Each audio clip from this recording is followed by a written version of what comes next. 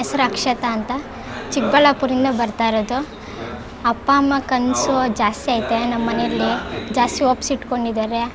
CET class neat ಕ್ಲಾಸ್ಗೆ coaching ಅಂತ Pradeep sir ಅವ್ರು ಮಾಡಿದ್ರು. ತುಂಬ ಚೆನ್ನಾಗಿ ಮಾಡ್ತಾಯಿದ್ದಾರೆ ಸರ್ ಅವರು. ಸರ್ ಒಂಥರ ಅಣ್ಣ ಇದ್ದಂಗೆ ನಮ್ಗೆ ತುಂಬ ಮೋಟಿವೇಟ್ ಮಾಡ್ತಾರೆ, ಇನ್ಸ್ಪಿರೇಷನ್ನು. ನಾನು ಇಷ್ಟು ಜನದಿಂದ ಇಲ್ಲಿಗೆ ಬರ್ತಾಯಿದ್ದೀನಿ ಅಂದರೆ ಸರ್ ಒಂಥರ ಮೋಟಿವೇಶನ್ನು ನಮಗೆ. ತುಂಬ ಚೆನ್ನಾಗಿ ಮಾಡ್ತಾರೆ ಪಾಠಗಳು.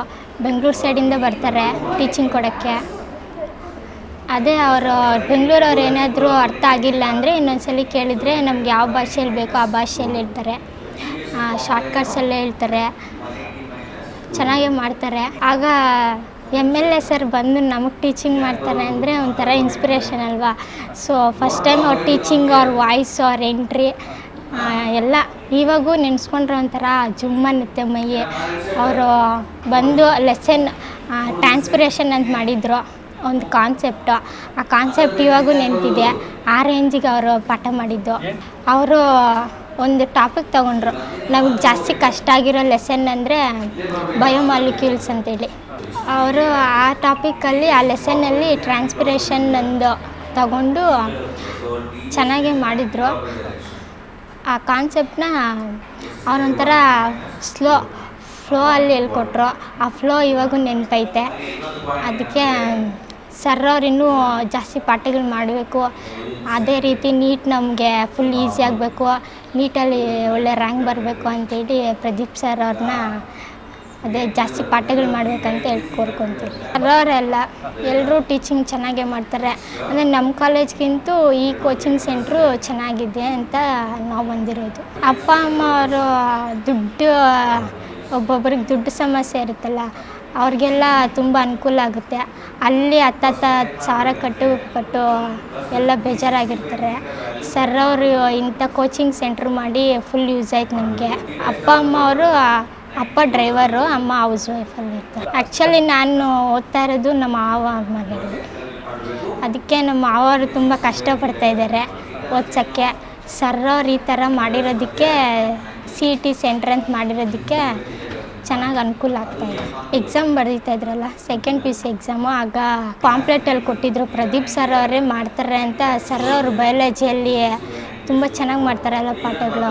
ಅದಕ್ಕೆ ಒಂದ್ಸಲ ಬಯಾಲಜಿ ಸರ್ ಹೆಂಗೆ ಟೀಚ್ ಮಾಡ್ತಾರೆ ಅಂತ ಈ ಸೆಂಟ್ರನ್ನ ಚೂಸ್ ಮಾಡ್ಕೊಂಡಿದ್ದೆ. ಇಲ್ಲ, ನಾನು ಈ ಥರ ಇರುತ್ತೆ ಅಂತ ಅಂದ್ಕೊಂಡಿರಲಿಲ್ಲ.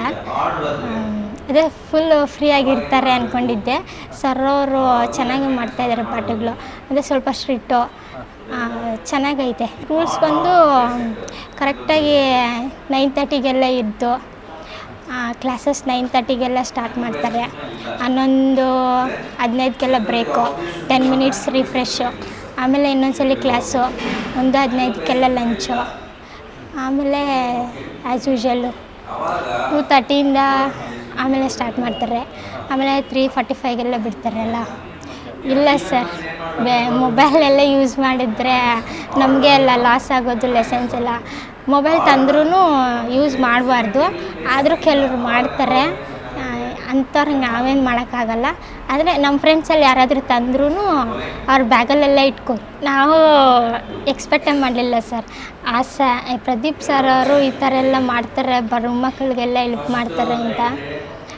ಸರ್ ಅವರು ಒಳ್ಳೆ ಆಪ್ಷನ್ ತೊಗೊಂಡಿದ್ದಾರೆ, ಒಳ್ಳೆ ಆಪ್ಷನ್ ನಮಗೂ ಕೊಟ್ಟಿದ್ದಾರೆ. ತುಂಬ ಚೆನ್ನಾಗಿ ಯುಟಿಲೈಸ್ ಮಾಡ್ಕೋಬೇಕು ನಾವು. ಅದಕ್ಕೆ ಸ್ವಲ್ಪ ಬಡ ಮಕ್ಳು ಏನಾದರೂ ಇದ್ದರೆ ಅವ್ರಿಗೆ ಸ್ವಲ್ಪ ಓದೋದನ್ನು ಫ್ರೀಯಾಗಿ ಹೇಳ್ಕೊಡ್ತಾ ಇದ್ದಾರಲ್ಲ. ಟೀಚೆಲ್ಲ ಮಾಡ್ಬೋದು, ಅಂದರೆ ಕಾನ್ಸೆಪ್ಟ್ಸನ್ನ ಚೆನ್ನಾಗಿ ಅರ್ಥ ಮಾಡ್ಕೋಬೇಕಲ್ಲ. ಚೆನ್ನಾಗಿ ಅರ್ಥ ಮಾಡಿಕೊಂಡು ಅದನ್ನು ಅವರು ಕಾನ್ಸೆಪ್ಟ್ ಯಾವ್ದು ಮಾಡಿರ್ತಾರೋ ಆ ಕಾನ್ಸೆಪ್ಟ್ ಮೇಲೆ ಕ್ವಶನ್ಸು ಅದೇ ರೀತಿ ನಾವು ಮನೆಯಲ್ಲಿ ಟ್ರೈ ಮಾಡ್ತೀರಲ್ಲ, ಆ ರೀತಿ ಮಾಡಿದ್ರೆ ಸಕ್ಸಸ್ ಅಂತ ಗ್ಯಾರಂಟಿ ಆಗುತ್ತೆ. ಪ್ರದೀಪ್ ಸರ್ಗೆ ಥ್ಯಾಂಕ್ಸ್ ಹೇಳೋ ಅಷ್ಟು ನಾವು ದೊಡ್ಡವರಲ್ಲ. ಪ್ರದೀಪ್ ಸರ್ ಅವ್ರನ್ನ ಅನ್ನೋಕ್ಕಿನ್ನೂ ನಮಗೆಲ್ರಿಗೂ ಅವರು ಅಣ್ಣ ಥರ. ಅಂದರೆ ಚೆನ್ನಾಗಿ ಮಾಡ್ತಾಯಿದ್ದಾರೆ ಕ್ಲಾಸಸ್ಸು. ಇದೇ ಥರ ಎಲ್ಲ ಮಕ್ಕಳಿಗೂ ಕೋಚಿಂಗ್ ಸಿಗಬೇಕು. ಅವರು ಅವ್ರವ್ರ ಕನಸುಗಳೇನಿರುತ್ತೋ ಅವ್ರ ಅಪ್ಪ ಅಮ್ಮ ಕನಸು ನನಸು ಮಾಡಬೇಕು. ಚೆನ್ನಾಗಿರಬೇಕು ಸರ್ ಅವರು. ನಮ್ಮನ್ನು ಚೆನ್ನಾಗಿ ನೋಡ್ಕೋತಾರೆ. ಅವರು ಚೆನ್ನಾಗಿರಬೇಕು. ಲೈಫಲ್ಲೆಲ್ಲ ಸಿಗಬೇಕು ಅವ್ರಿಗೆ.